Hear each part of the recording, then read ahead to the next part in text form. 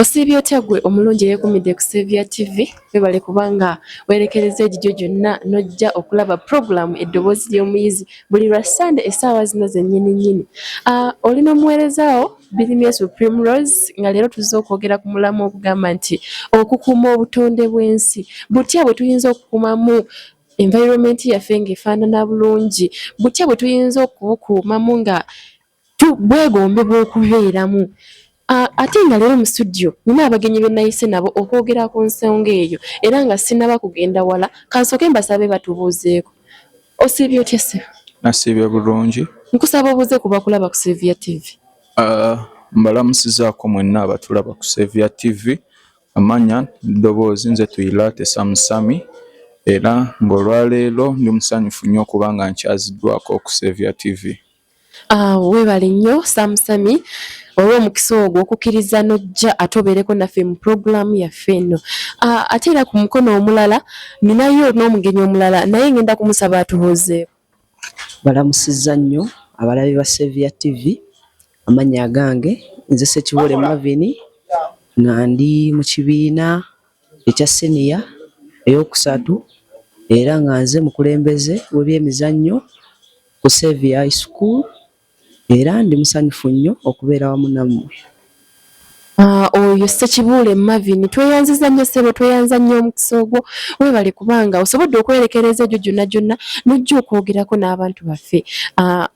Tusiimye nnyo, tusiimidde ddala. Nnyongera kubajjukiza omulamwa gwe tulina olunaku lw'olwaleero nti tuzze okwogera ku kukuuma obutonde bw'ensi oba Omungereza kyayita environmental conservation. Butya bwe tuyinza okugikuumamu nga nnungi ng'erabika bulungi ng'ekyamazima buli omu yali yeegombye okubeera mu environment eyo.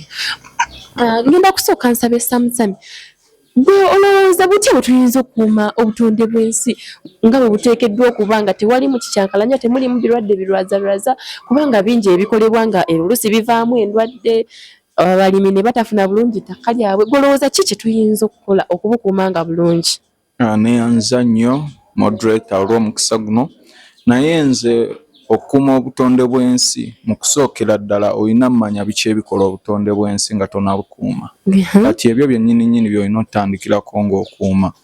Bwe weetegereza nti abantu bangi bagezaako okugenda mu lutobazi ne balulima ne bookya ebisubi ng'ebyo omuddo gw'omu lutobazi lwakuba baagalawo okulimira, naye no batamanya nti no ekintu kino kye bali mu kukola yes bagenda funamu by then ne bali mu kwonoona future y'abaana baabwe. Batya ssebo? Anti olutobazi luno eno luyambako nnyo. Abantu bano eno bwe weetegereza nti olutobazi lubaamu amazzi ate bwe bagenda okululimamu olutobazi luno lukala. Ate ng'olutobazi luno lwe lumu lwe luyambako mu process y'enkuba, luyambako mu kukola enkuba oba rain formation. Kati ate abantu banene bwe balukaza kiba kitegeeza enkuba ebadde ekolebwa olutobazi luno eno eba tekyakoleddwa. Kitegeeza baba basazizzaamu enteekateeka z'olutobazi oba ensonga lwaki lwatondebwa ne lubeerawo. Kyekyo. Mpoziko ekirala abantu tulina ebidduka byaffe naye njagala bategeeza nti ebidduka bye tulina tugezeeko bifaako. Weesanga nti ovuga emmotoka nga nkadde oba ng'erina oyiro mukadde. Samusami kansooke nkubuuze onoosonyiwa okusala ekirime naye gw'olowooza kubanga waliwo omuntu omu nga asobola okuba nga yagula emmotoka ye oba pikipiki ye n'emukaddiwako amangu ogwo maze omukaddirirako talina ssente mu nsawo ate ng'ogamba nti ogwo omuka oguba guvaamu guba gusobola okwonoona embeera y'obudde oba gusobola okwonoona environment. Gw'olowooza ye aba ayinza kukola ki kuba ate emmotoka ye aba agyagala ate nga talina ssente? Emmotoka yo oba ogyagala kituufu naye nga tolina ssente nenjagala nkubuulire nti gezaako at least okyuse oyiro buli wiiki. Lwansonga weesanga nti emmotoka zino enkadde oyiro zimukozesa nnyo ate gye zikoma okwokya oyiro ono omukka ogwo oguproducing oba ogukolebwa oyiro gugenda mu bbanga ne gwonoona kye bayita ozone layer. Kati ne weesanga nti ozone layer ebadde eyambako mu kusika ebbugumu eriri ku nsi bw'eba eyonooneka ne weesanga nti tugenda kusanga ekyeya eky'amaanyi lwansonga nti layer eno eri waggulu eyonoonese. Kyova olaba nti n'ebiseera ebisinga oluusi omusana guba mungi ne gukaza ebirime by'abantu. Kyekyo. Okay.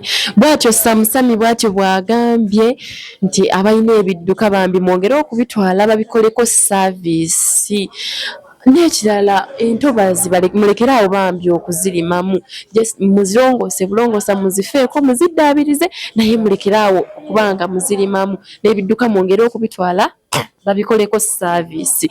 Ate ku mukono omulala twawulidde nga yagambye yakulira ebyemizannyo ku Xavier High School. Naye katusabe atubuulire kikyalowooza oba kiye kyasuubira nti omuntu yenna kyateekeddwa okukola okukuuma obutonde bw'ensi. Neeyanziza olw'omukisa guno gwe mumpadde okwogera ku ngeri gye tukuumamu obutonde bw'ensi, ng'era okusingira ddala nze ndowooza ffe abantu ffe aboonoona obutonde bw'ensi. Kituufu nnyo ekyo. Okugeza abantu tulina okwewala okwonoona obutonde bw'ensi nga tetusuula bintu bitavunda, okugeza ng'obucupa, obuveera, ebyo ebitavunda kubanga byonoona ettaka, ate ng'ettaka eryo bye tulimako bye tulya. Yalirimyeko emmere ne bafuna ekyokulya kuba Samusami yatugambye ku kyeya. Kituufu. Abantu basobola okuba mu kyeya ne batafuna yadde ekyokulya. Ne batafuna wadde ekyokulya naye nga we tuba tetubisudde kubanga buli ebintu ebyo bitavunda bye tubisuula mu ttaka.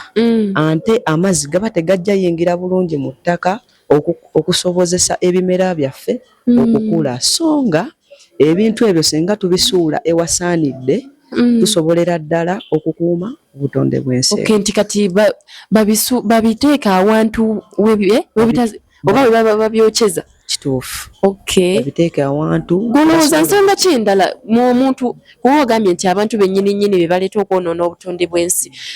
Golowooza ayinza kukola ki ekirala okubukuuma nga bulungi? Ekirala abantu tutema emiti nga tugenda kwokya manda. Nga tugenda gafumbisa n'ogakozesa ebintu ebirala.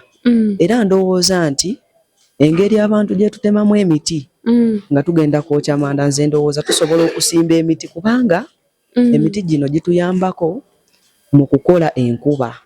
Okay. Esobozesa ebimera byaffe okumera obulungi n'okwongera ku muwendo gw'emmere gwe tulinamu. Kwegamba nti waba atemye omuti ayongere ate asimbewo omulala okusobola okuba nti omulundi omulala bw'anaakomawo okutema ate ng'ayinawo kyatema. Ayina gwasangawo. N'ekirala tusobola okukozesa ebintu ebirala ng'oggyeko okwokya amanda, okugeza nga tukozesa amaanyi g'enjuba mu luzungu ge twandiyise solar energy.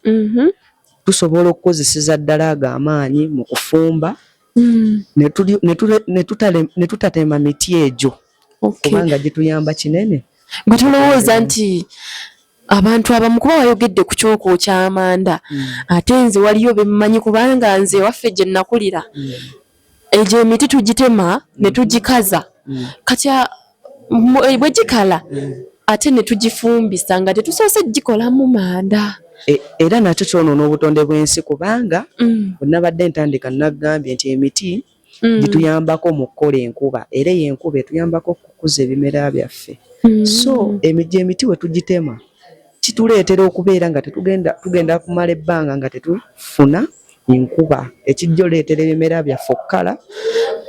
Marvin, kansooke nkubuuzeemu kubanga omuntu kale osobola okusanga nti ono tasobola kufumbisa nku ate ne solar energy gye bayogeddeko gye basobola okukozesa okufumbisa talina ssente zigula gaasi nga just option gy'alina alinamu nnusu 10 agenda agula amanda ate gaba afumbisa. Kati omuntu nguyo oyinza muyamba otya? Nze ndowooza tulina amanda ge tukola okuva mu ttaka. Gaga amanda tusobola okugakozesa ku bbanga eriwera. Era agamanda nsuubira nti lwe tulidda ku pulogulaamu yaffe eno tuligoogerako engeri gye bagakolamu. Ekyo kijja musobozesa oyo omuntu atasobola kukozesa solar energy. Agamanda osobola okugafumbisa leero n'ogafumbisa n'enkya n'ogafumbisa n'ebiro. Osobola okugafumbisa leero n'ogafumbisa enkya n'ogafumbisa mpaka. Okay, bwatyo Marvin ye bwatugambye nti nammwe abatema emiti olw'okubanga mwagala kufumba waliyo amanda g'osobola okukola mu ttaka ate n'ogafumbisa emirundi gyonna gy'owulira gy'oyagala.